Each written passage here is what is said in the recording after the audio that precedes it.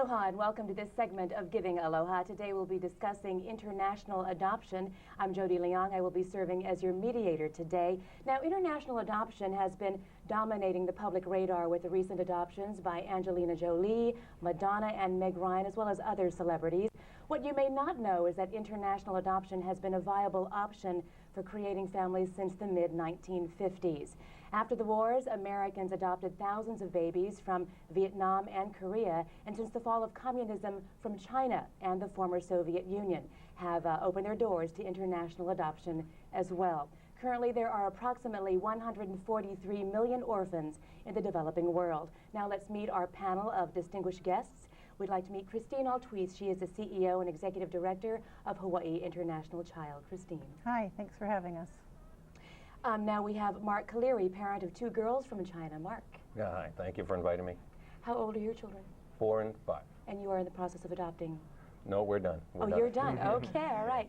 We also have Deborah Leong Yep, a single mother of 3 children from Korea and a board member of HIC. Deborah. I'm so proud to be here to share Jennifer, Jason, and Bradley, my 3 kids. All right.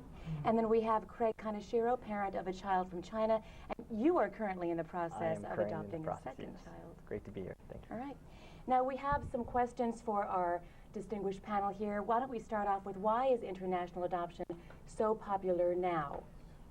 Christine. I think that the rise of infertility is a problem for a lot of families who've put off starting having children. So you have a greater number of infertile couples. And that pretty much leads people to either trying in vitro or looking at adoption. And with international adoption, there are so many wonderful programs and children waiting to be adopted that I think the word is starting to get out, and more people are looking at it as a way to start a family. Now, in what countries does HIC currently have adoption programs? And Christine, I think you should answer that as well. Okay, right now we're working in Kazakhstan, which is a former Soviet country, a Central Asian country. The children there are what we call Hapa, or Asian or Kazakh. We also are working in China. We've been there since 1992, and that's probably our most popular program. The 2 of the 3 panelists today adopted from China. We also are working in Vietnam. That's a new program for us. Very excited about that. And we've just started Ethiopia as another adoption program. And has that begun yet? So people are bringing babies home from Ethiopia? We're just starting, yes. Okay, excellent. Now, why don't we talk to Deborah then? Deborah, when is adoption the right alternative? You have 3 children. I have 3 children. I was infertile, 8 years of trying to have a child. And then I decided one day, I want to be a parent. I want to give back. So the beginning, 20 years ago, so my daughter's 20, my second child is 18, and my third is 15. So it's been a blessing because in order to be a parent, I had to find an alternative and not regret in my later years that I didn't do it. Good for you. Now, we also have a video clip from Marla Mizuno. She tells us about her experience. For me, meeting Macian and Katie Lynn for the first time was really kind of like a miracle for me. I think for a lot of people who decide on the path for adoption, it can be filled with a lot of heartache and a lot of broken dreams. But the moment you hold them in your hands, it's so good. It's amazing. I've never experienced the miracle of childbirth, and I may never, but I've experienced the miracle of adoption, and it's so good. Now, some parents may be terrified to travel abroad to pick up their child. What were your personal experiences with your adoption journeys? Why don't we talk to Craig first? Okay, well, actually, I'm Mark. I'm sorry, Mark first. Okay. Excuse me. Yeah, well, I've never traveled outside the United States, so this was my first trip, and when, Wendy, my wife, says, well, we're going to go to China, it's like, Yeah. So I was like, oh boy, here we go. But it turned out to be actually an absolute wonderful experience because everything was so mapped out perfectly. When the package we get from HIC totally prepares you for every step of the way. So of course I had that book like my teddy bear. It's like, okay, this is what we do now. And we ended up going to Beijing. We spent a few days there and had a great time. Saw Great Wall of China and just the Forbidden City and things that we've always read about, but you know, it's like I'm actually here. So that was a wonderful time. And then after a couple of days, we went to pick up our first baby, which was certainly a magic moment. And something you'll never Yeah, forget. absolutely, yes. Now, Craig, your turn. Well, I like to echo Mark's sentiment there. Everything was in stages, perfectly set up. And in China, HIC has set up a facilitator. Her name is Cici, and she'll take you through each and every step of the way. She'll hold your hand through each process. And that was, to me, for us personally, that was very important because we didn't want to be lost, you know, amongst the billions of people not knowing what to do. But she was really great in helping us. Every step of the way. Every step of the way. All right. Thanks a lot, Craig. Thanks a lot, Mark. Also, Lisa and Burton Catalidge, that family, will tell us about their experience abroad. The local staff, the Kazakh staff that was there, was so helpful that they spent the 4 hours with us, driving us around, getting the medicine. They, of course, translated everything for us, and the driver who took us was so kind. He said, "I'm going to make sure that you get that done for my little granddaughter," and he was sincere about it. He wanted to make sure that all the children that were in his care were going to be well cared for. The first time we saw Ellie, we were brought into a room, and she was the third child brought to us. We'd seen 2 other little girls that were really beautiful, but she stood out. Now, adopting a special needs family is also an option for some families. Christine. The special needs program is more of a waiting child program. So if you think you have a heart and home that are open to a child who may have some challenges, either physical or mental challenges, there are lots of children waiting. Not your typical adoption. Most folks going into adoption want a healthy young child. But there are lots of children, you know, up to age 15 waiting, and we have some video of one of our family's board member who adopted 2 teenage girls from China.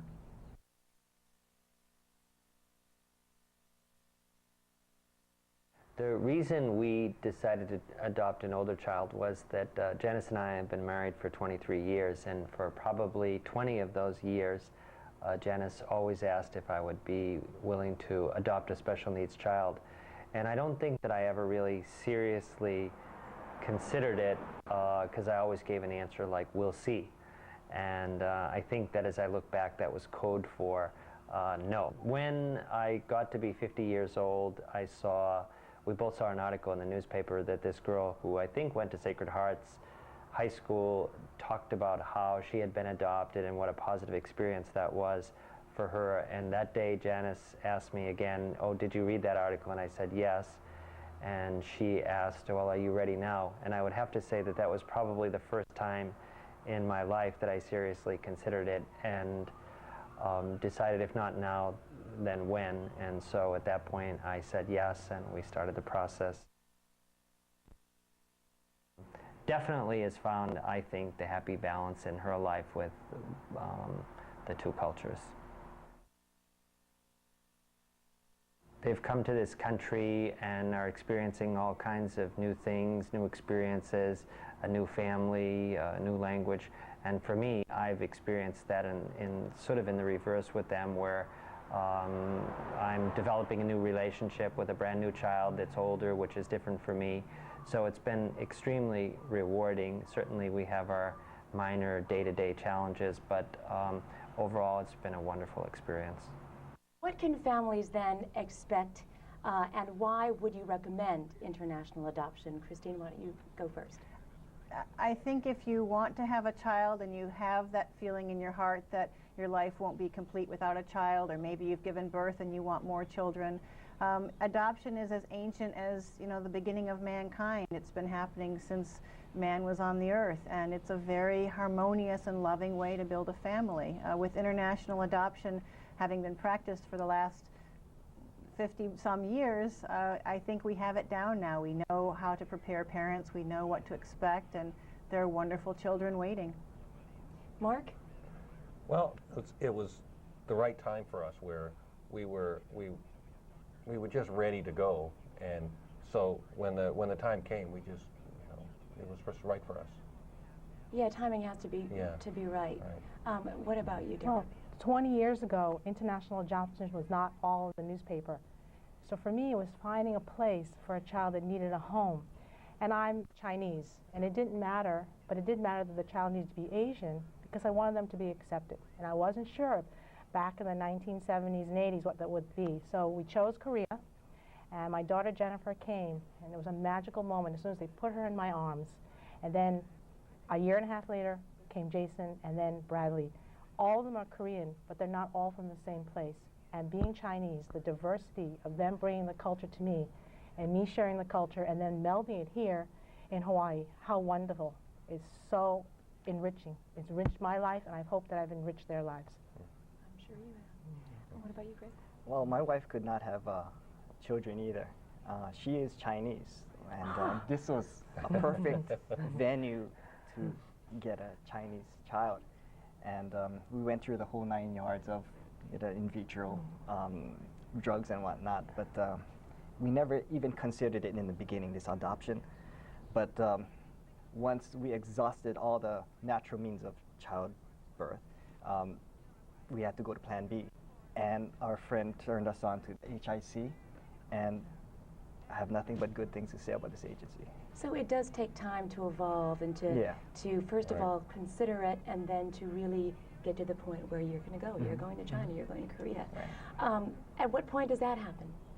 Each individual has its own, point to where they're going to decide, I think I want to try this, I think I want to try that. For us, it was either having a child or not having a child already. And my wife and I really wanted to have a child, so we called it HIC and scheduled a meeting. So it's changed your life? Oh, definitely. Yes, definitely. okay. We also have a video clip of Mary and Kalani Hicks and their experience with international adoption. I'll never forget the first moment we met Michael. It had been 3 days of traveling, and everything had been very fast-paced, and we were led into a small room where our connection in Kazakhstan was describing the different children they had available.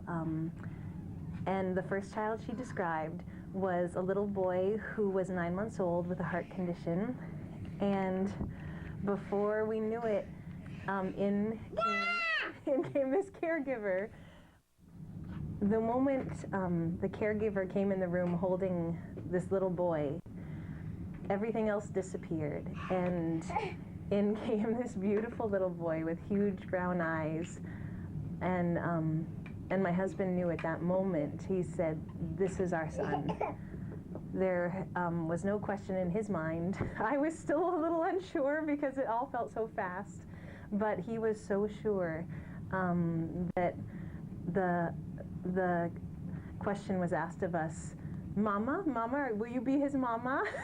And we looked at each other and realized, yes, this is our son. HIC also, Christine, does humanitarian work. You want to tell us about that as well? Yeah, we feel that it's very important to give back to the countries that we are taking children from, although the children obviously are served by the adoptive process. We also want to be giving back. So we've been doing humanitarian work in most of the countries in which we work since we started the programs. Right now our big humanitarian projects are in Weinan, China. We've been sponsoring an orphanage there for the last 4 years. We also have been sponsoring an orphanage in Vietnam. And we have developed a humanitarian project in Ethiopia with school children that we're sponsoring and nurturing and supporting there. And that really makes us feel good about the work full circle, both in seeing the kids end up in loving homes, we watch them grow up, we see them flourish, and also knowing that we're helping the children who can't be adopted. That's right. So your employees go to these countries to do this humanitarian work? And we have people on the ground there doing the work daily for us, yes. Okay, excellent. So then what is next for parents interested in pursuing international adoption? I'd say that, as you heard reflected here, it's a very personal decision, and it's not one to make quickly or to take lightly. You have to come to it at your own time. If you feel that you really want to raise a child, and if giving birth is not an option, or maybe adoption is your first option, then I would consider it. The one thing I would tell parents is that there will be no perfect time to start your family. So if you're waiting for the heavens to open up and the word to come down that now everything is right and ready, you're going to wait until you die. So if you have an instinct that maybe raising a child would be for you, then just pick up the phone and call an agency. If you want to call HIC, we're always happy to help and talk. We have a general information session the first Tuesday of every month at our office, and we also will meet and talk with you anytime you like, on the phone or in person. I know people probably out there ask questions to families with adopted children. Absolutely. What should people out there know, whether that your child looks like you or not? What are some of the questions that you would like people to know who may be curious and may ask inappropriate questions? The question comes up as soon as preschool or kindergarten. You don't look like your mom or dad, or in my case, my children are Korean and I'm Chinese and we're not celebrating the same holidays. And that question comes up immediately in school, because in the schools the understanding is that it is usually a natural parent. They don't make the assumption that it's an adopted parent. So you should know right off that your child should know. Your child should not learn they're adopted from anyone else but yourself. And my children knew immediately, because we've experienced children that did not know until they actually got to school and the parent was forced to tell the child. So take the decision first, let your child know that you embrace them and you love them and you're ready to share your entire life with them. Yeah, from the get-go, we started telling our child, Amy, that you are adopted, you are adopted. Whether she understands the concept doesn't matter to us at this point, but right now she's starting to ask questions like, oh, what does my birth mom look like? And we try to answer it as best as we can.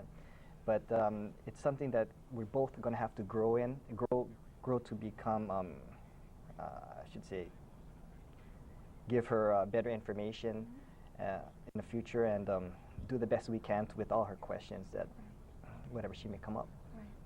Yeah, well, for us, we're Howley, obviously, and our girls are not. So it's pretty obvious. And we've traveled quite a bit on the mainland. We go, my family's in New England, and Wendy's parents are in New England, so we take our girls, and people kind of look, and most of the time they know immediately that they're adopted. And we have been approached. We were in the town called Canaan, Connecticut, which is very country. It's an hour and a half from any freeway, and we're in a supermarket, and I've got my wife Wendy and the two girls, and we're shopping. And this guy comes over to us and he says, "Those are adopted." I said, "Yes." "Well, we're adopting our third one." Oh.